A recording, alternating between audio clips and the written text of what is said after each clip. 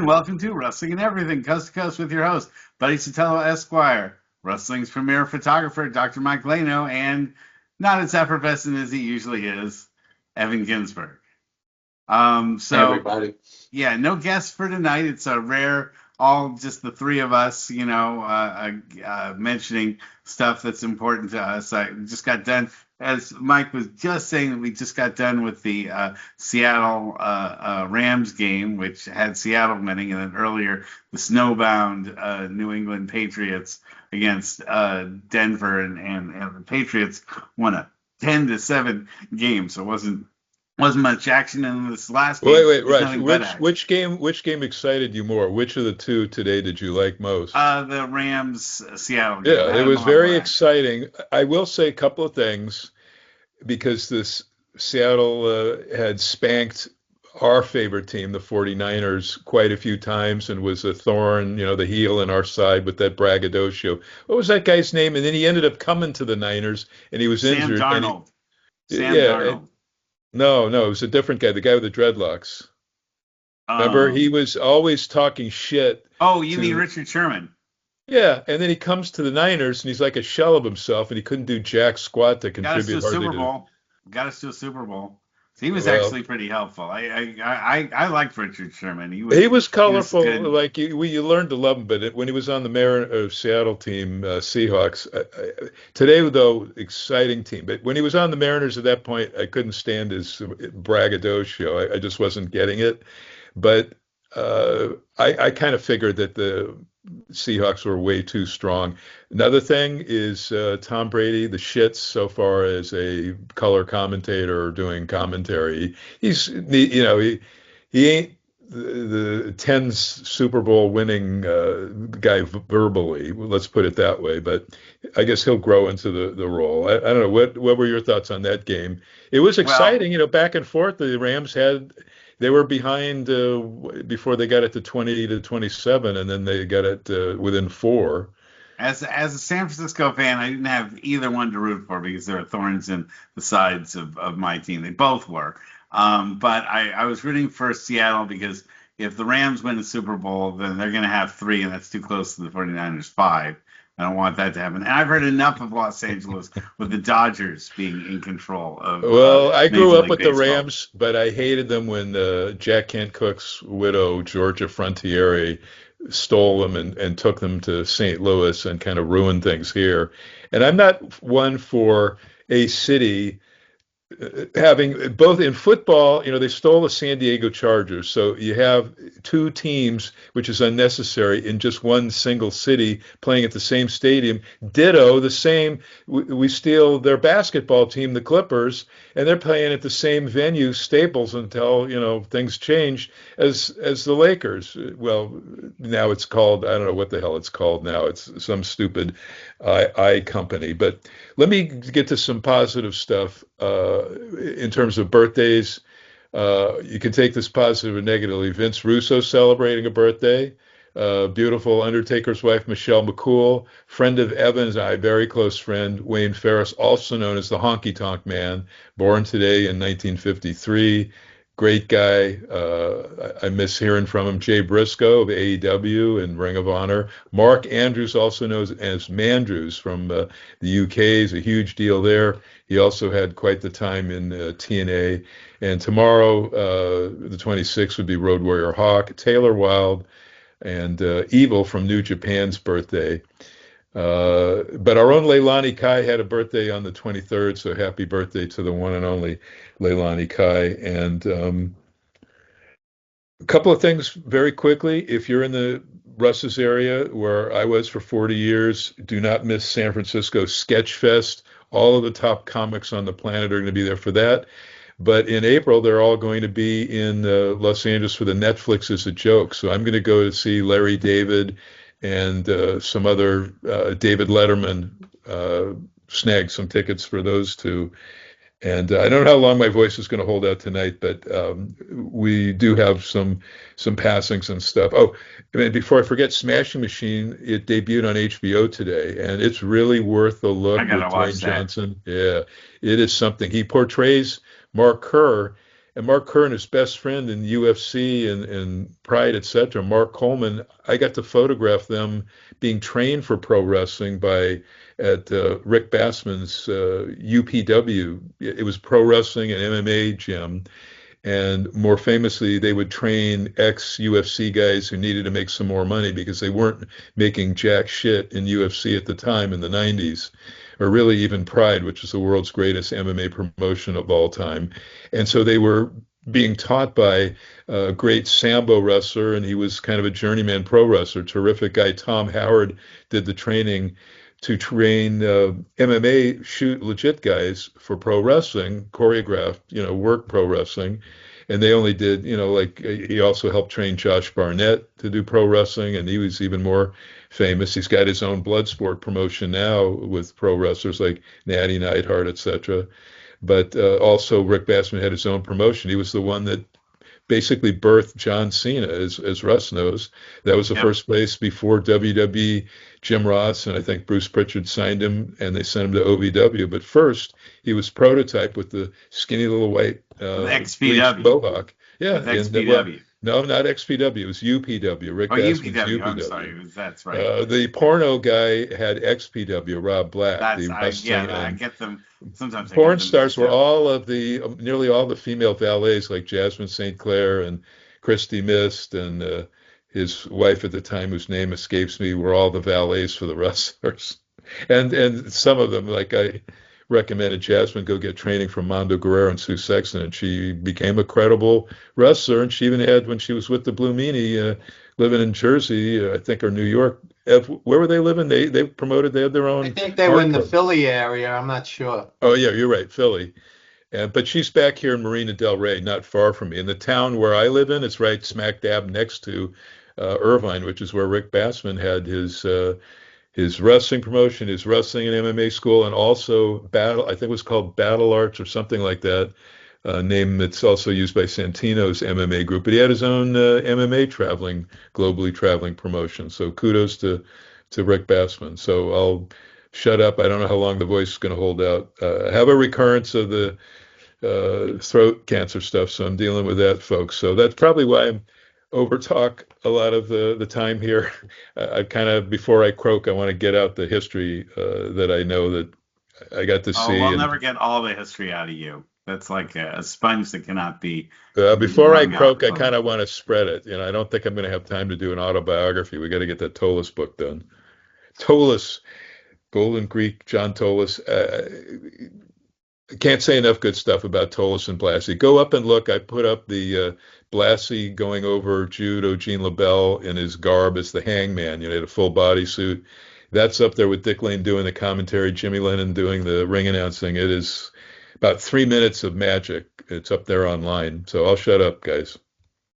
I saw the Smashing Machine, and I just have a few things to say about it. I really thought The Rock, Dwayne Johnson, tremendous performance, tremendous. The movie absolutely bombed at the box office. And he was not nominated for the Academy Award, which I was sort of surprised because it was a great, great performance. I think part of the problem is when you're pegged as an action star for 25 years, it's hard to make that jump into serious actor. And he pulled it off. He was wildly successful, but I think among your peers, when you're perceived as, you're doing franchise films and, superhero films, and you've made hundreds of millions of dollars, you don't have that circle of support that you need to make that jump. And yet, how do you explain Dave Bautista? Dave Bautista had the courage much earlier than The Rock to do low budget films for scale, like Mickey Rourke did with The Wrestler, where you get paid very, very little money, and you have the guts to, for example, Bautista in The Last Showgirl was tremendous. And he was great in Glass Onion. What's that? Oh, I He didn't was see great that in yet. Glass Onion, which is Yeah. something you should see So when you he get a chance. decided early on, okay, I'm a big muscle guy, and the action films could be my bread and butter. But he also said to himself, I'm not that young anymore, and he trimmed down significantly. And now you don't look at him as some big muscle guy. You look at him as an actor. The Rock should have had the guts to do that earlier because he made plenty of money. But he And can't stay out of wrestling, I mean, that's one thing is he'll be tied to wrestling till the day he dies he's because it's going to made get the him a lot of money. biggest. He's going to get the biggest payday in the history of wrestling for the WrestleMania in Saudi Arabia. They already said that. So if you Yeah. can make millions and millions of dollars in one day for a match, probably in a tag team where you're just going to do your spots and you're not going to cripple yourself. He's like Cena. He likes his money. He likes his money, and he's not going to turn down anything. But at some point, I think it was too little, too late, with the Smashing Machine. Because had he done this a few years earlier, I think, his peers would have got more behind him. I just Because don't think they marketed it very well. I mean, it was just really Well, not. the biggest problem that he said, I was part of a conference with some of the crew, was, Evan hit it on the nose, but also the general public may not get into. They're a little squeamish about, uh, a violent movie with a lot of blood. CBS has been pushing for the last 2 weeks on all of their shows to the point of where it's almost ridiculous. They're pushing UFC on their partner Paramount Plus, which debuted last night. Uh, they're plugging it on their Hollywood Squares properties, Entertainment Tonight, as well as all of their morning shows. CBS mornings, every single day last week, CBS Sundays this morning, Dana White, fighters, simplistic female and male reporters on, all talking UFC. And people really grouse that the card was the shits last night. The big, huge debut, but because it's legitimate, you're not predetermined finishes. You can't tit it up and make it look good the way pro wrestling can make, something that on paper could stink into something super watchable or great or beyond. And I agree with that. Cena, you cannot peg. I don't know if you could peg him because he's done schlock like The Rock. He's done some more entertaining stuff like with Amy Schumer. Not quite always an action star the way Rock was. yeah, Rock did some he's serious. spread out into comedy. Cena's Yeah, trying. He's trying. yeah. He's the The Rock voiceover of did just the about one everything on serious TV. thing. What was it? The Walking Tall movie that not to this level, which was kind of. I don't know if you would term Smashing Machine as an art house film, but it very serious, and the guy, it's all a negative story because the guy had major drug issues, nearly killed himself, and all of that stuff, even though he's a terrific guy in person. Part of the problem, Mike, is one, when a movie is not financially successful, they don't take it as seriously at the Oscars. Sinners, which is a great film, was wildly Fantastic. successful. Wildly successful. It's Yeah. a beautiful film, and it's a unique film. Now, I would not say The Smashing Machine was a great film. I would say it was a great performance.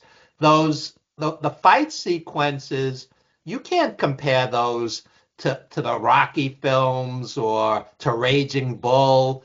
It was No. shot like you're sitting in the audience, and I think the fight sequences were the weakest part of the movie. The scenes where he's fighting with his girlfriend who would become his wife, those were the great scenes in the film, really. Uh, Yeah, so the film itself was not great, and the box office was horrific. I sat in a theater with 6 people and a senior citizen down the aisle sleeping. 6 people, I well, counted we it. compare that, when Sydney Sweeney's film about Christy Martin, female And that boxer, which bombed I also also. liked, it bombed even worse. Yeah.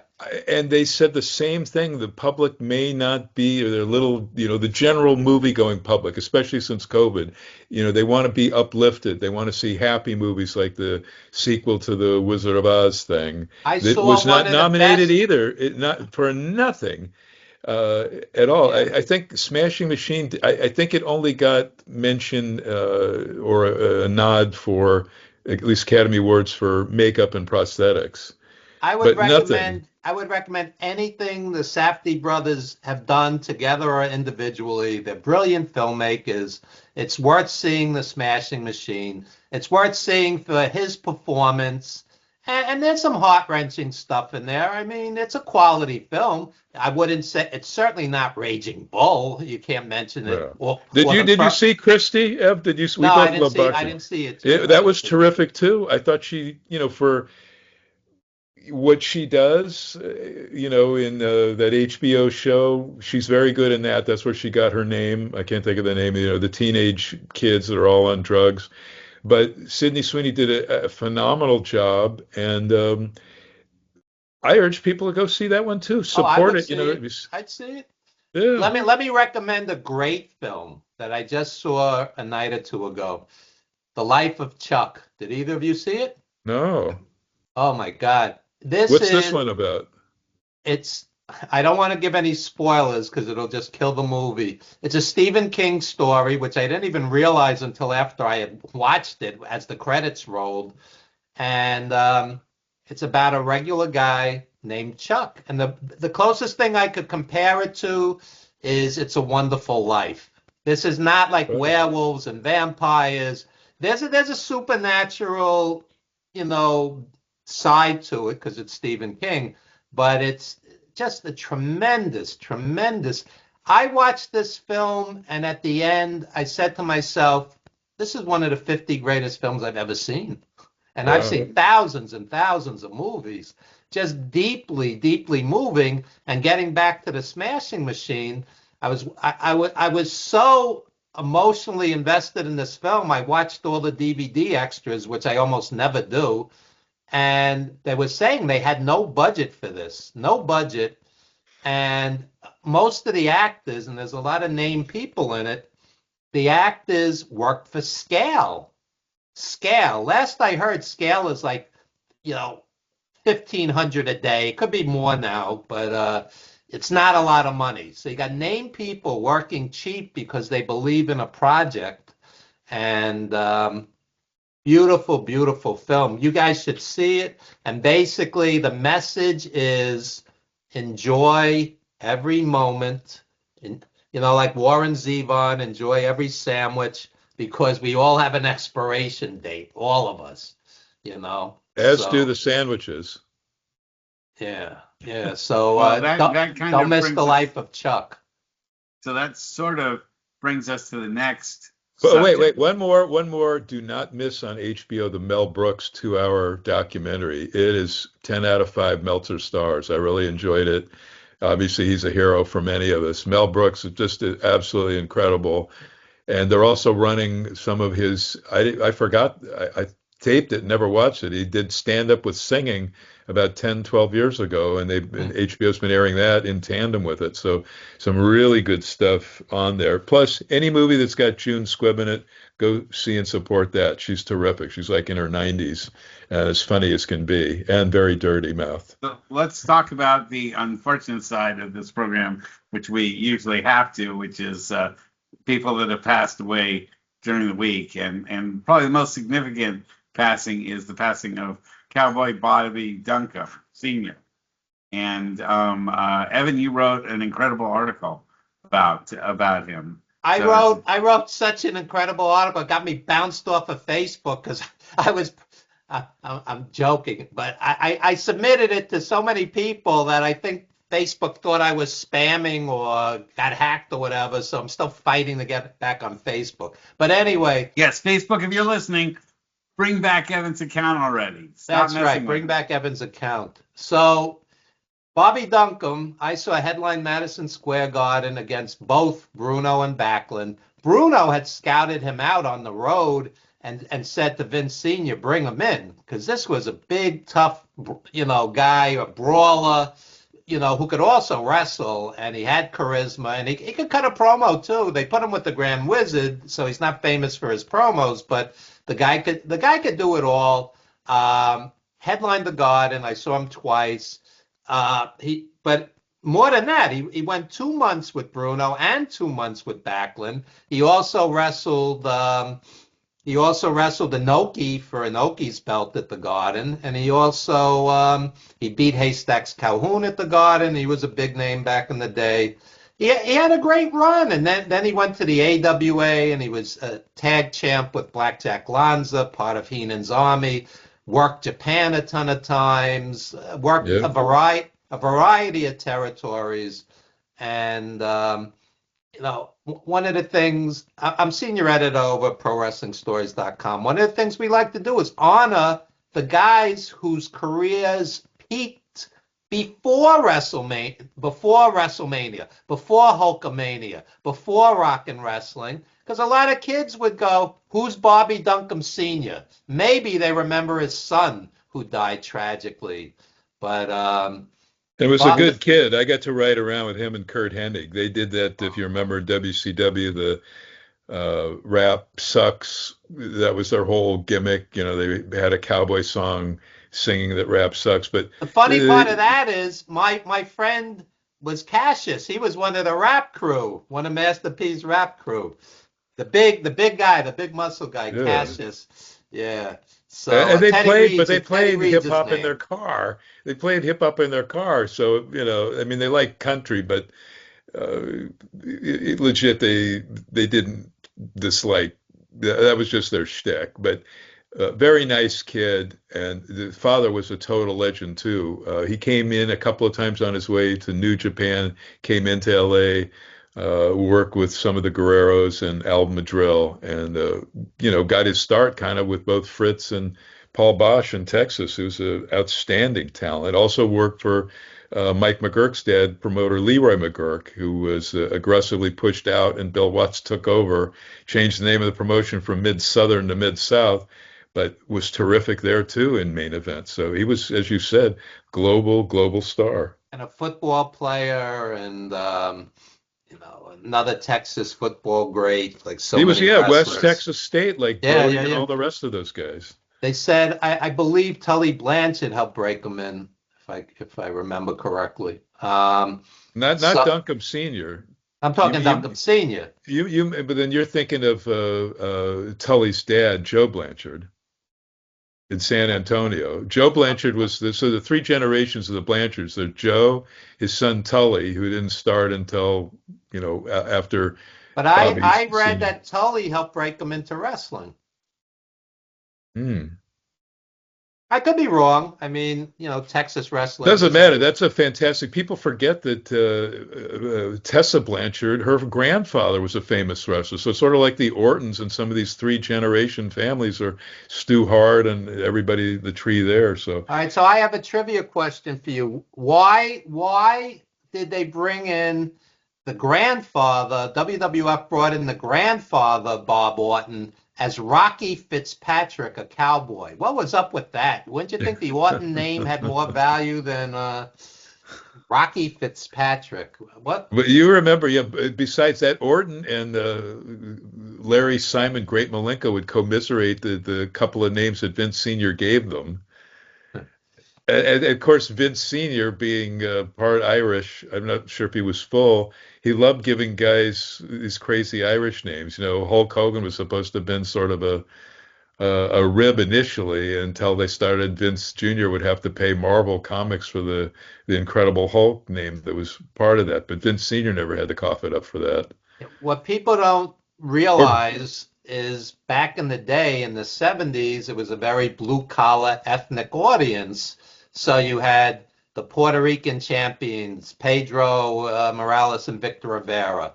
You had the handful of black champions, Bobo Brazil, Tony Atlas, Rocky Johnson. But you always had an Irish Pat Barrett, an Irish Davey O'Hannon. This is what drew the people. And you had Bruno and DiNucci and Parisi, and everybody was best friends and faux cousins, and it was a very ethnic game back then, and totally different audience. Now, I was watching Saturday Night Main Event. I'm watching this. It's -7 degrees in Montreal, and geniuses are standing out online for tickets. to pay top dollar in -7 degrees. So, you could say from here to tomorrow, eventually WWE is going to tank with these high prices. But these fans, it's like a religious fervor. I would not walk out in the street if it's -7. These geniuses are online, waiting to get in. They did get to see a New Japan style match, AJ Styles and Shinsuke. That was incredible. It was actually a good show. That was an amazing match. Yeah, Beautiful match. And the thing that I saw that Shinsuke put out with his little caricature, I don't know if it was his Facebook, but it almost looked like a handwritten note. It was very beautifully done and said for his friend AJ, because they had that history 10, 11 years ago in New Japan. That was wonderful. Joe Test got stuck in Detroit. He couldn't even come and do the commentary, so Stephanie had to fill in. Yeah, because there's not 150 other people there. The boss's wife, gets the paid gig. What else is new? Yeah. It used to be, such a staple of wrestling to have both the wrestling cowboy and the wrestling Indian to be, a part of the scene. And you had so many, especially in like the 50s and 60s. 70s also, yeah. Yeah. Johnny Valiant used to say, I'm quoting him. He used to say to me, you should know within 10 seconds, this is a good Indian or a bad Indian, a good cowboy or a bad cowboy. And when Bobby Duncam walked out, you go, bad cowboy, because he had the look, Yeah. But isn't that something we've kind of lost in today's wrestling? That there really isn't, especially when everyone's using their real names and so forth. Since we're not, we're past. They're bland. They're not. We don't have those post World War II stereotypes. And Evan is right, because I was trying to think, well, who was a heel Native American Indian? Well, Bull Ramus, who was the very first. He was like the first guy Bruno fought in the main event when they opened the new existing, or the newer in 68, whatever year it was, 67, 68, the second or third Madison Square Garden, and Bruno main evented with Ramus, either on the very last of the old one or the very first, but it created history either way. Tanaka and Bruno closed out the old garden. Okay, so Ramus was the first one. I don't remember, but you might be right. Yeah, it was one or the other. But he was an amazing heel, globally, worldwide, big guy, bordering on 375 legit, even though his bill is over 400. Lost his hair twice in Los Angeles, his long Native American hair to Emil Moskris in Hair versus Hair match, or Hair versus You used to have that as a backdrop for your Bull Ramos getting his head shaved.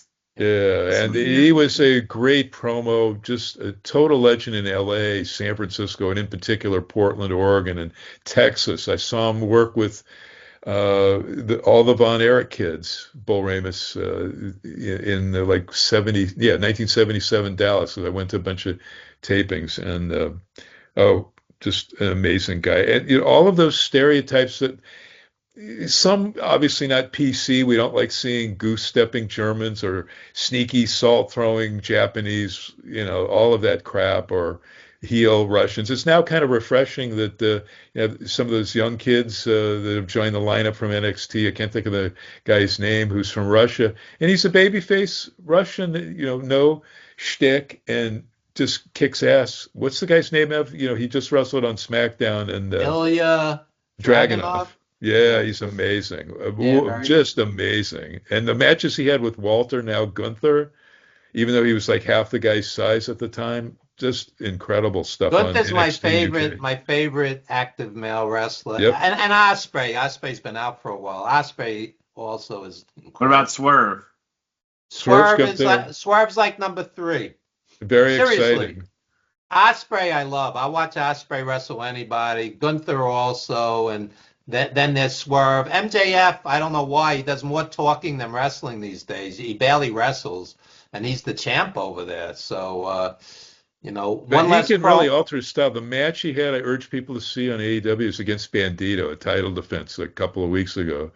Just absolutely incredible. So when he does wrestle, I mean, he can back up the fact that he's the best talker in the game. I don't know how he does it. There's no there's no stammers, nothing in his verbal game.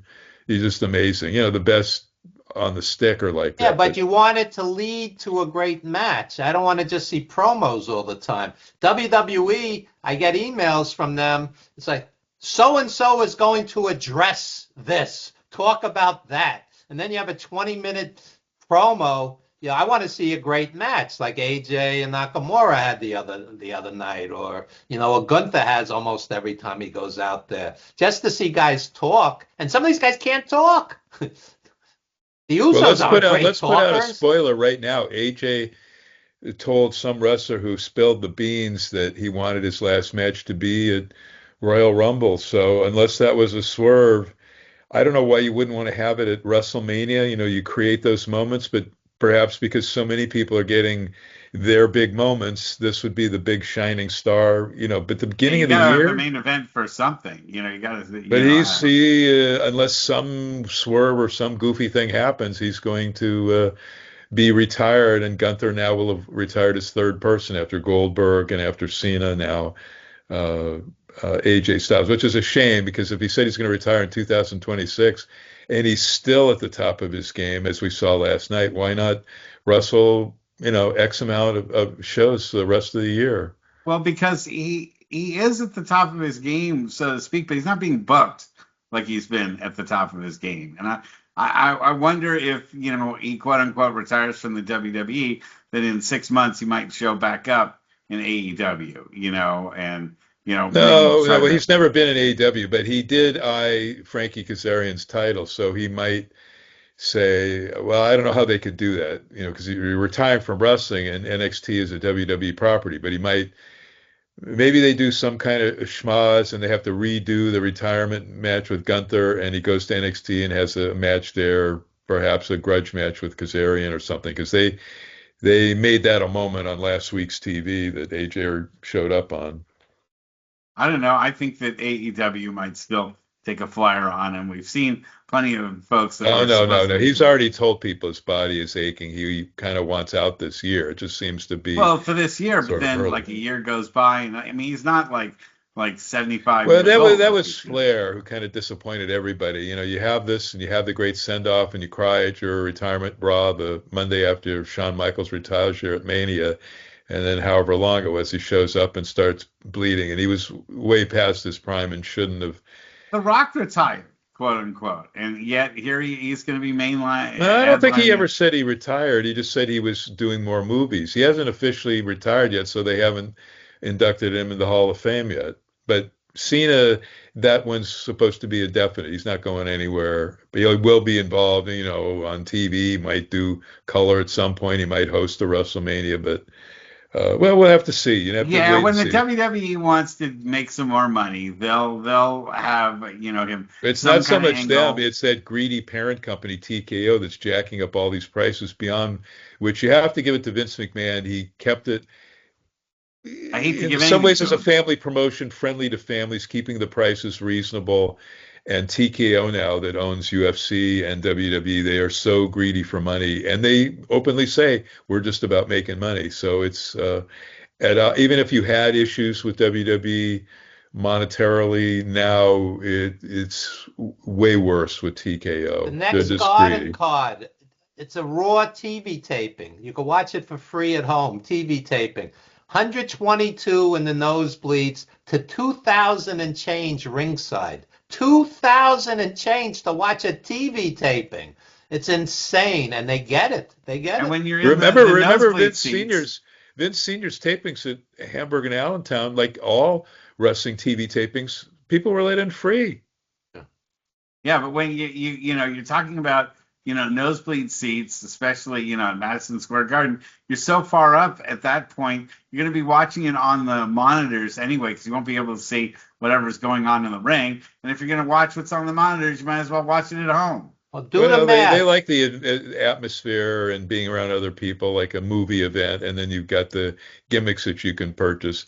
And the one thing we should say is finally WWE followed everybody else's schedule of not really doing house shows anymore. Very seldom, unless they go to Europe or outside the U.S. where they do house shows. Now it's simply the two TVs and the pay-per-views on the weekends.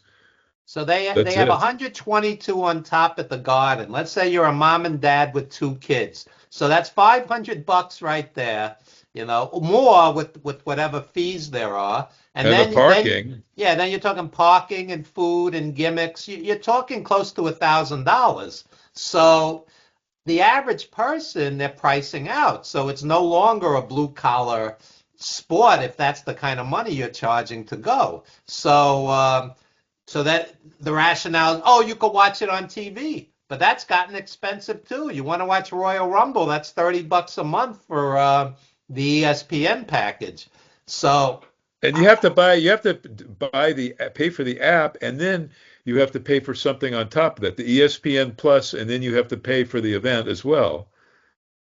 Yeah. no, You're no. paying twice. You're paying twice. Like Peacock, I pay for regular Peacock, but now to watch Saturday night's main event, all of a sudden you have to upgrade and pay an additional fee on top of your Peacock fee to watch. I didn't. I watched it yesterday. I think it depends Maybe on they're what your ripping us cable off on the package West is. It Coast. probably depends on the cable company then. Yeah, and Yeah. I can't even get them because my cable company has some dispute with ESPN. So we get ESPN, and I pay extra for it, but I don't get the pay-per-views along with it, no matter what I wanted to pay. What Not do, that what I do you want to have? Do you have pay. Comcast, Russ? Or Yeah, I have Comcast, but here in the Bay Area, there's some certain deal that's going on that doesn't work, so you can't get the pay-per-views here in the Bay Area. we need to Yeah, have I Even don't somebody get on the because if pay-per-views. you can somehow, it's called VPN or something. You can say on there that you're from Europe or something, because in Europe, all WWE programming is on Netflix. So you just pay the Netflix fee, you get the pay-per-views, you get all of that shit, the way you did with Peacock. Peacock was great. People forget that you had the pay-per-views for the one monthly fee and the huge library that they took away, and Netflix really doesn't have now. So Peacock was a great deal in sort of the style of the original WWE network. Now we're kind of F. But Ev, you want to investigate that, because are you not paying for ESPN Plus and the WWE pay-per-views I have as a package for $10 a month, Disney and Hulu and ESPN, but that's not the ESPN $30 a month deal where they don't include the WWE shows. And I don't really care because, 4 out of 5 of them are crap anyway. But whatever. so what's your cable company? So they offer Hulu, Disney, and Netflix as a package? Yeah, for like $10, but with commercials, and you don't get the WWE pay-per-views. Is that Time Warner? Um, Time Warner. I don't think they have anything to do anymore with No. It's Verizon. Charter? Verizon. Oh, Verizon. Yeah. Huh. Try Well, Verizon. I also wanted to bring up a moment to remember a guy that neither you guys ever worked with, but I worked with a guy by the name of Tom Wyatt, who it was a support guy that worked with California Championship Wrestling, and I know he's not a star and someone no one will ever recognize except locally. He was a friend of a lot of people, but I want to take a second out to talk about that he was a support guy. He helped do lighting, he helped do music, he helped do setup for all sorts of shows in Northern California in the early 2000s, mid 2000s. And I worked with him for several years. He was a really nice guy in every wrestling federation. I don't care whether you're huge like the WWE or you're an independent fed, needs someone like Tom Wyatt as part of your crew to put everything together.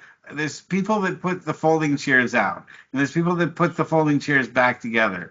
There's people that take the ring apart and move it into the truck and take it out of the truck and help set up signs and help put out flyers and tell their friends to go to the shows. And that was Tom Wyatt. And he was a really nice guy and a really a friendly guy and friend of all the workers here in NorCal. And he was never a star, never someone anyone would ever point out and say, okay, that's why I go to the show is to see Tom. No, you didn't do that.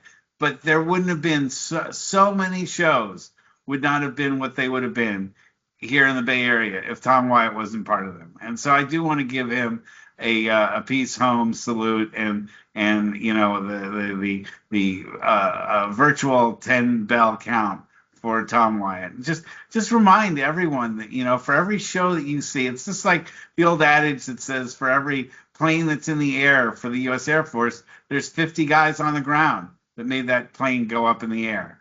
And for every wrestling show that happens, there's 100 people in the back that you don't ever see, you don't ever hear from, that made that show happen for you. And it's kind of a thankless job, yet I want to say thanks to Tom for all the years of dedication that he gave to the NorCal wrestling scene and helped make so many shows happen. So I know it's a guy you guys don't know, but if you had met him, you would have No, liked him. I knew him too because I came and covered a couple of the great California Championship Wrestling shows. He was around at lots of folks' shows, and there's many different chefs that go into making masterpieces. Maybe not always true in culinary stuff, food stuff, but in wrestling it certainly is. A lot of behind the scenes people that make the magic happen, unsung heroes. And one of them too, Evan can talk about, was his cherished mother-in-law that passed too, and that's been, for Evan's wife, it's been, I know they were close, and Evan can probably speak best on that. Well, I'll tell you this horror story. So my wife's from Korea, and all of a sudden she's running out the door with her suitcases. I'm like, what's going on? She said, my mother's in the emergency room. She's having trouble breathing. Now, we're in Queens, New York. Korea is a 14-and-a-half-hour flight, okay?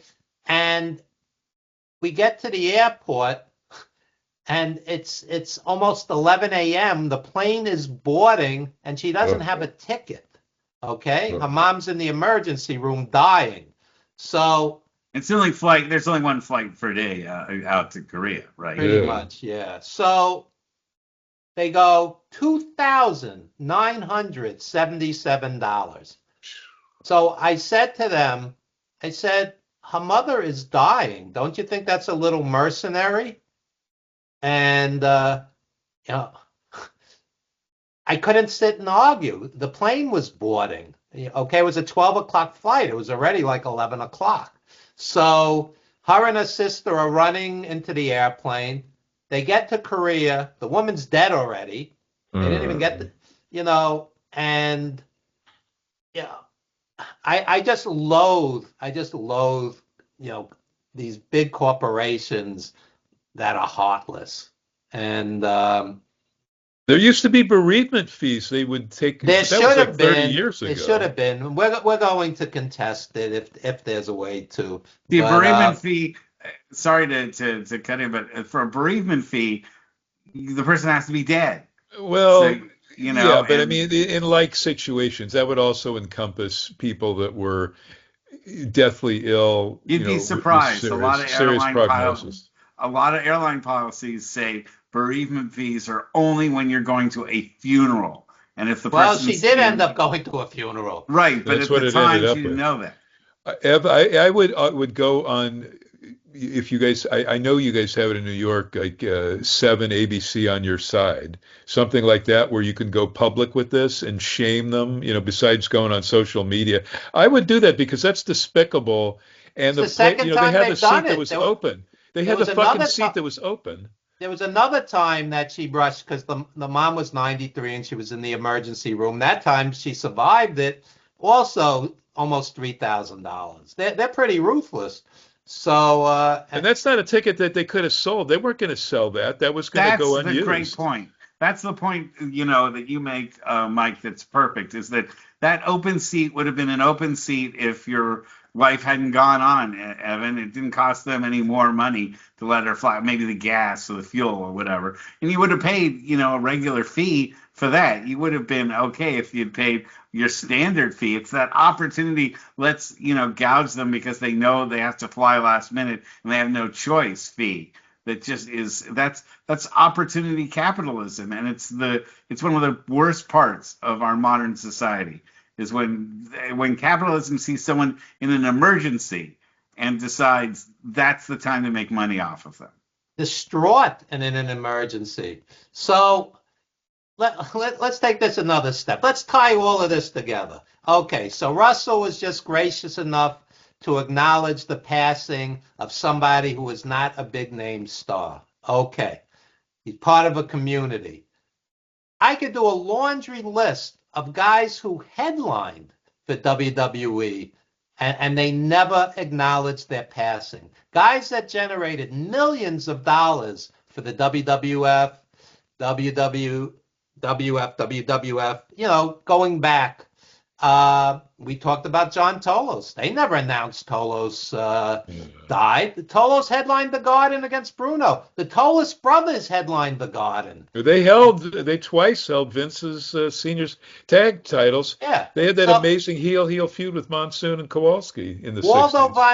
Waldo Von Erich headlined against Bruno hundreds upon hundreds of times. How do you not acknowledge a guy like that passing? You have guys having moronic 20-minute promos that my brain cells are seeping out of my head. The Usos talking nonsense, okay? You can't take 30 seconds to acknowledge the passing of a great wrestler who generated millions of dollars for your family, okay? Okay. I mean, I'm just tying all this together. They did mention within the span of 30 seconds, at least was it Michael Cole on Friday mentioned Bobby Duncam Sr.'s passing. They should. But they should have had a video montage to educate people who this guy was. Bobby Duncam worked the whole circuit with Bruno and Backlund and generated money for them, big money. He had at least 2 tours. He had, whatever year it was it 76, 75, something like that? And then he came back to do a tour with Backlund and stay quite, long 79. time.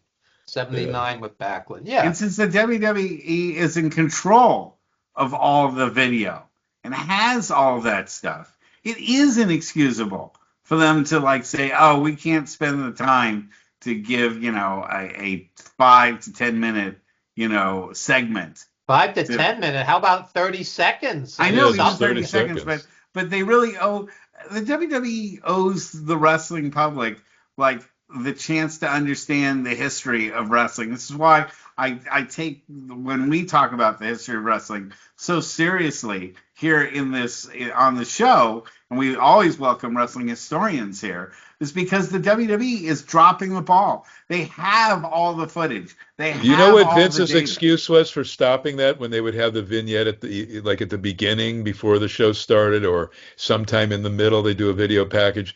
But especially they did it always at the beginning. He put the kibosh on that saying, well, we don't want to start the show on a negative downer note. That's his words almost exactly. And celebrate the person's life. Do you know what I mean? There's ways that you don't have to make the death of somebody totally morose or anything like that, but you can Duncam was 81 years old. It's not like it's Buddy Holly going down in a plane at 21 years old. You could just say this was a great wrestler and he's worth acknowledging. You don't have to make it tragically sad. The segment, but you can celebrate what this guy meant to the history of your company. And it's not just Bobby Duncam, but superstar Billy Graham is probably a great example of how the WWE just kind of said, oh, yeah, he was a guy who wrestled for us. Just, he's dead now. Just, let's move on. Pedro Morales, they basically, just forgot about the guy completely. Right. And so they mentioned he passed, but I'm just saying as far as their history, you never I don't think they even mentioned on TV, not even a video package or mention Ivan Koloff when he passed. Ivan Koloff, they gave the 10-second deal. The little 10-second picture. Yeah, and it's just... but come on, he was their champion. He was a huge deal. Many tours, not just 2. Ivan Koloff headlined the Garden 13 times. 13 times. That's just Madison Square Garden. He generated millions of dollars for them. So they finally, because guys like us were complaining for decades, they finally put him in the Hall of Fame. They give him a 90-second induction where nobody talks, nobody says anything. And then Triple H comes out for 90 minutes and gets a statue, okay? Gets a statue or whatever. I mean, it's ridiculous. They don't respect their pioneers. I'll take it another step, okay? You got pioneers and legends who are deathly ill. They need a GoFundMe for the hospital bill. They're deathly ill. They need a GoFundMe to save their house. They need a GoFundMe to be buried. And WWE, with billions and billions of dollars, looks the other way. How utterly disgraceful. Even Let's the take NFL. Mo of Men on a Mission most Yeah. recently. Kamala before him, our friend Kamala, James Harris. Yeah, Mo was asking for 50 grand, which is like 50 cents to a guy like Triple H, worth hundreds of millions of No, it's more dollars. like a nickel. It's more Yeah. like a nickel to Yeah. him. You know, how do you just turn your back on these guys? Help these guys. Because they don't care. The Because deep NFL, down- the NFL you guys were talking about, we're tying everything up. The NFL, you had to fight them kicking and screaming, but they finally put a fund together for the veterans, because those guys made no money and crippled themselves, and all kinds of brain injury. The pioneers back in the day, these guys made like nothing. Same thing as baseball, these guys made like nothing. But at least there's a fund that the NFL has. Take half of 1% of your vast fortune, set up a fund where these guys don't have to do a GoFundMe to be buried. How disgraceful. Utterly disgraceful. Yeah. Or the very, very, very, very, very least, I'm saying the very least, the WWE could at least say, you know what, hey, if you want to contribute to this person's, GoFundMe or what have you. I mean, the WWE could even not spend anything and still at least direct Well, people. it's not them. You have to now think TKO, and people should bitch and moan and write TKO and say we're not going to pay these but crazy the WWE prices. is capable of doing things on its own too. They don't have to do WWE was around long before TKO was involved with them, and they didn't take care of these guys. And they could at least mention their GoFundMe thing so that people could at least be aware that they could contribute if they wanted to. I know not everyone would, but even a small percentage of WWE fans contributing would take care of a guy like Mo or someone like that. Okay. Not everybody's on social media. Well, the fans, but the company, most importantly, the fans did their part in supporting and they can too, but I would really hold the brunt of that to the company itself. But it would take them no effort to set up. The fans are acting and helping out because the companies aren't. So that's just insane. Looking at it that way, that the fans have to carry the load because the fucking billion-dollar company isn't going to. But they could at least help by setting up a fund themselves. If they didn't want to contribute anything, they could still, for no cost to them, set up a let's help, a Kamala fund, or let's help a superstar Billy Graham fund. And how about Johnny Valiant towards the end when I think he needed, some money? No, Johnny was okay. Middle class, not rich, but he didn't need help. But how many decades did he help that company out from whenever the start of the Valiant Brothers in 73? Johnny's point of contention was he was unceremoniously dropped from that company and never given a reason why, not given much notice. Same with Kowalski. So loyalty isn't their strong point either with a lot of these guys. And the WWE never mentions Johnny Valiant. I haven't seen them make a reference to Johnny Valiant in decades. It's just like he never was with the company, the way they treated him. And that's unfair. I mean, not only as a wrestler, but as a manager. He was a significant manager for many years. And Johnny Valiant is right there, and he's in my book, Wrestling Rings, Blackboards, and Movie Sets, where I'll tell you the story of Johnny Valiant because WWE doesn't do it. That's why you need writers and historians and fans, because WWE doesn't honor these guys like they should be. And Kowalski, who is a friend also, that's him also, that's the cover of my book. Kowalski said to me, he would bring all the talent for the TV tapings for the longest time. I don't like to use the word jobbers, but they would put over the big WWE stars, Kowalski's guys. All of a sudden, they just stopped. No reason, no nothing after years and years of service. And at least give some kind of rationale as opposed to, oh, you don't have to come to the next taping, Walter. He was very hurt, very hurt. Triple H, oh, I love Walter, I love Walter. These guys didn't take care of him. He had nothing when he was older. He had nothing. He drove And look around what in a class global athlete that guy's one of the biggest stars ever, ever, ever in the Mount business. Rushmore of heels, top 4 or 5 heels of all time. Kowalski. Those who know their history, you know. My let's rather than be totally negative, let's acknowledge, and I'm going to make another point, guys like Chris Jericho and Mick Foley who always dig into their Always, yeah. pocket to help these guys. Now, America is just burning. It's like the 1960s. It's seething right now. Jericho, you could probably pin as a Republican, Foley as a Democrat, liberal, and both these guys are good-hearted. Both these guys dig into their pockets to help people. So don't judge people on just how they vote. Judge people on their actions and their character. And yeah, every time somebody is in real need, you'll see Chris Jericho gave $10,000 or whatever, which is 10,000 more And he's than usually the WWE first gave. guy. He's usually the first guy to contribute. Yeah. And he That's amazing. publicizes it, like Russ is saying. He publicizes the GoFundMes, and he has a huge forum, so that generates money for whoever the unfortunate wrestler may be. And for the scumbag fans who do they all, A-L-L, all pissed away fortunes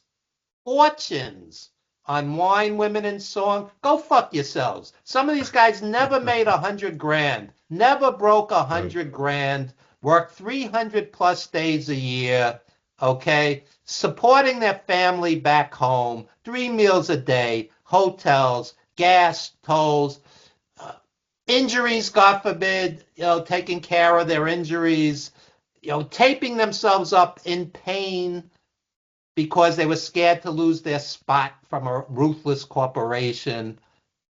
Let's not spin it that they were all millionaires and they pissed away fortunes of money. The average headline wrestler pre-Hulkamania did not break $100,000. I can tell you the exceptions.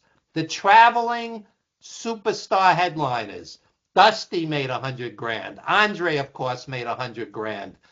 Guys like that, yes. But the average guy pre-Hulkamania era, rock and wrestling, never made big money. And if you think they did, you don't know your history, really. The NWA champion, the champions, Bruno made $250,000 a year in the 70s. That was a lot of money back then.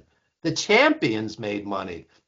But the headlining heels and the headlining challengers, they never made big money. Don't fool yourself. You just look up any of these guys' histories. They all had day jobs after they left. They all had day jobs.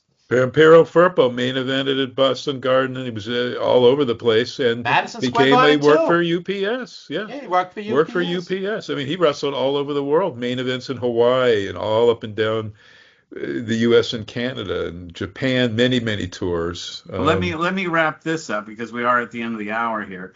And when you're saying about like all these people that made this money and everything, it was the contributions of people like, Tom Wyatt and to some extent your mother-in-law. Your mother-in-law gave us Hong, and Hong has allowed you to be, who you are, Evan, and has been such a big part of your life. And it's the people that didn't ask anything, the ones that contributed without ever saying, I need to be in the spotlight. I need to get my, kudos. I need my statue, and I need, $1 million a year. It's the people that gave those sacrifices that made all of this stuff happen. And let me say something very quickly, Yes. because we're going to have him on the show in a while. But Coco Beware was one of the greatest athletes, great singer. Obviously, those 2 WWF albums wouldn't have been anything without his singing, because he was the only one that could sing, starting with the Pile Driver record. I was going to have him on our Johnny Legend tribute because he was around then when I'm From Hollywood was being filmed by Johnny Legend and his sister Lynn, and but he just can't get off this thing. He's so angry with Vince Sr. for turning on him, and he feels taking his money and all of that Vince stuff well Jr. before the Vince concussions Jr. lawsuit. He was Not too Senior, Junior. Junior. I'm sorry, Junior. Only Vince Jr., who he said was his friend, during the '80s, and they would work out. They were workout buddies. But then in the '90s, he just felt he turned on him. He just can't get off that talk, and I felt even if we edited parts of what he said, he might have done injury to himself because we don't want people around the world who loved him from Memphis to his WWF days with Frankie the Parrot. I didn't want to see him hurt himself, and I thought, let's give him a little time. But and then maybe we can talk about Johnny Legend with him at that point. But that one was the only one I had to pull. And Well, my point was that it's the people that were the little people that sacrificed a lot. But of he's their own living, he's not living, super duper comfortably. And Harley Race, when he passed, I mean, he really didn't have a lot of money at all. Sure, his the wife before BJ took him to the cleaners, but he really had nothing to show. And this was a guy, who broke Thes's record, and it was the all-time. He's on Mount Rushmore, just an amazing total athlete, and taught so many guys, and with his school and everything. But it's a shame these guys don't. They don't have what they really should have for all they gave the industry. But let's also think about the support people that made stuff happen. Yeah, everybody. They gave so much. Never asked for anything. I mean, Tom never asked for anything. Hong's mother didn't ask for anything. These are people that give a lot of their whole lives to support the people that make this industry happen. And I give my greatest condolences out to Hong's mother. I don't remember her name, but what was her name? Because Evan wrote a beautiful tribute piece to her that was all over the internet. Han Young Kim. Han Young Kim. Yeah. Well, our condolences to her, the families of Bobby Duncam Sr. and to Tom Wyatt, and hopefully next week we'll have a more uplifting show. And Wayne Everett, my buddy's brother, died also. Yeah, 59. Another tragic story. Yeah. So well, anyway, let's wish the people in the U.S. and Canada some warmer weather because Evan is, snowbound. It's insane winter. Let's hope for early spring and warm weather for our friends in the Northeast and everywhere because people are really suffering. Planes aren't flying. It's awful. It's very tragic. People can't get to where they, that's amazing that Hong could get to Korea with all this insane weather. Well, that was before the storm. That was 14 and a half hours. And watch The Life of Chuck because you'll appreciate your life that much more and enjoy every sandwich, enjoy every day, enjoy your friends, family.